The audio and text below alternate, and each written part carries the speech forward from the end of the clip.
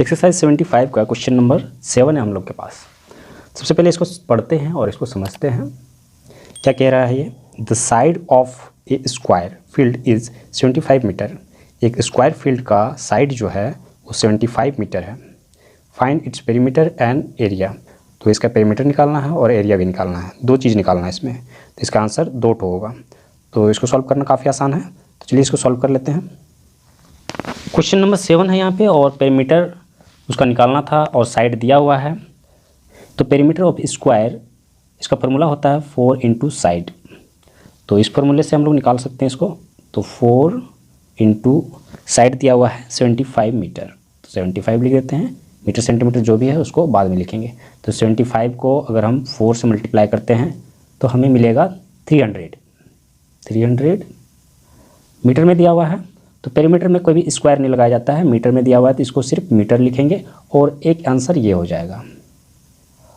और उसके बाद हमें निकालने के लिए कहा गया है एरिया। तो एरिया भी हम आसानी से निकाल सकते हैं, एरिया ऑफ स्क्वायर। तो यहाँ पे साइड इंटू साइड होता है, तो साइड दिया हुआ है 75, 75 इंटू 75 और 75 इंटू 75 अगर करते हैं, इन दोनों को मल्टीप्लाई करते हैं तो हमें मिलेगा 5625, ये मिल जाएगा। और एरिया है, इसका मतलब है कि इसको स्क्वायर मीटर में है तो मीटर, ये एक आंसर ये हो गया। तो 2 आंसर हो गया क्वेश्चन नंबर 7 का। तो यहाँ पे क्वेश्चन नंबर 7 कंप्लीट हो गया। नेक्स्ट क्वेश्चन ले लेते हैं। एक्सरसाइज 75 का क्वेश्चन नंबर 8 है हम लोग के पास और इसमें क्या कह रहा है, सबसे पहले हम लोग इसको पढ़ते हैं। The perimeter of a room is 18 metre. एक रूम का पेरीमीटर जो है वो 18 मीटर है। इट इज़ 4 मीटर वाइड, और यह जो है 4 मीटर चौड़ा है, मतलब इसकी चौड़ाई जो है वो 4 मीटर है। Find its length and area. तो इसका लेंथ निकालना है और एरिया निकालना है। तो सबसे पहले हमें लेंथ निकालना पड़ेगा, तभी हम एरिया निकाल सकते हैं। तो चलिए हम लोग इसको सॉल्व कर लेते हैं। क्वेश्चन नंबर 8 में पेरीमीटर ऑफ रूम दिया गया है और हमें निकालना है, लेंथ निकालना है, बी मतलब ब्रेथ जो है वो भी दिया हुआ है। तो पेरीमीटर कितना दिया हुआ है? 18 दिया हुआ है, 18 मीटर में दिया हुआ है। और इक्वल टू जो दिया हुआ है उसको लिख लेते हैं, 2 फॉर्मूले में है और एल हमें निकालना है, प्लस ब्रेथ दिया हुआ है 4।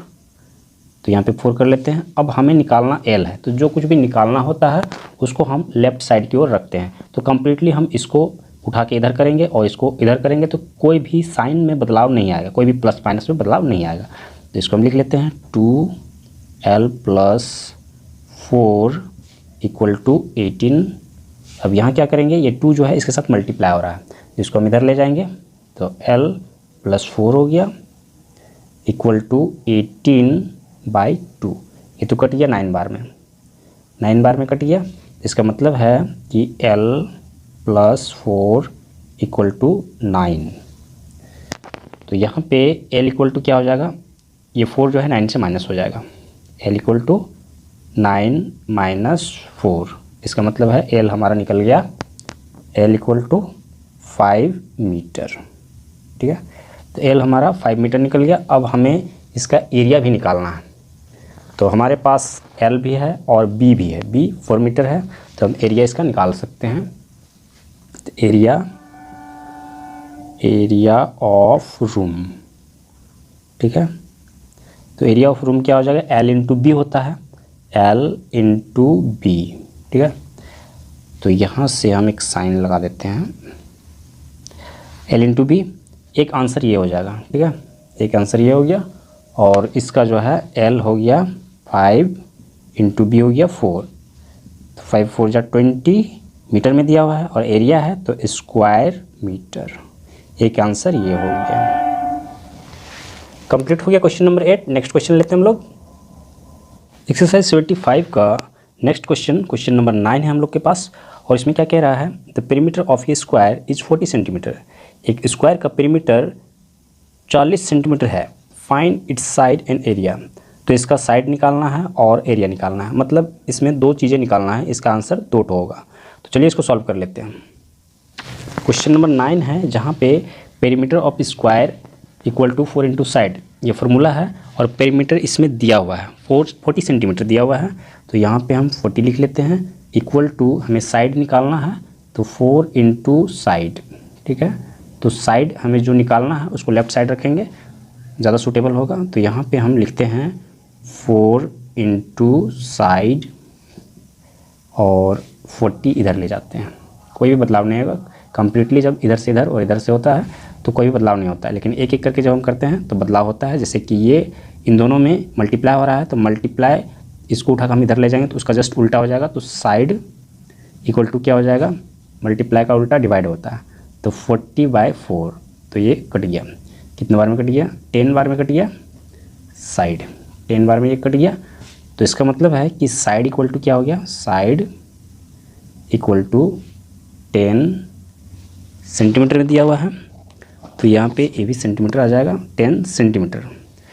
अब इसका एरिया भी निकालने के लिए कह रहा है, तो एरिया हम यहाँ पे निकाल लेते हैं, एरिया ऑफ स्क्वायर।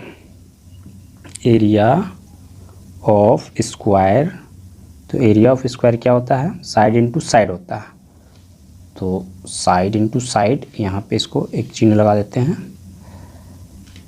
यहाँ पे 10 इंटू 10 कर देते हैं, s इंटू एस हो गया।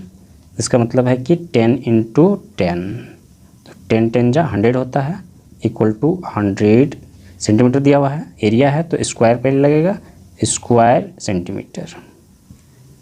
तो एक आंसर ये हो गया और दूसरा आंसर ये हो गया। इस तरह से क्वेश्चन नंबर 9 कंप्लीट हो गया। नेक्स्ट क्वेश्चन नंबर 10 लेते हैं।